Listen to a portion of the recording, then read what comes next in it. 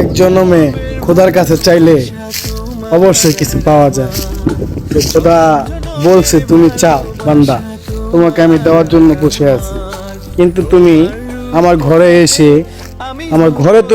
তুমি চাও, তোমার মনে যা চাওয়া তুমি চেয়ে নাও, আমি তোমাকে দিতে প্রস্তুত। কিন্তু আমরা মানুষ বুঝি না, আমরা অনেক কষ্ট করতে চাই কিন্তু কষ্ট করি না।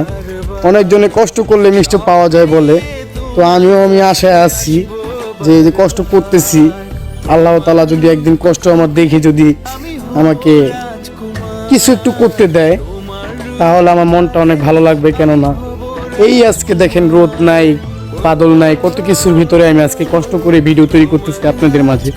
কেন তৈরি করতেছি? যেন একটু সফলতা লাভ আমি করতে পারি। সো আপনাদের মাঝে যেন আমি ভিডিও করতেছি, করার মাঝে যেন আমি কিছু একটা করতে পারি। এই জন্য আসসালামু আলাইকুম।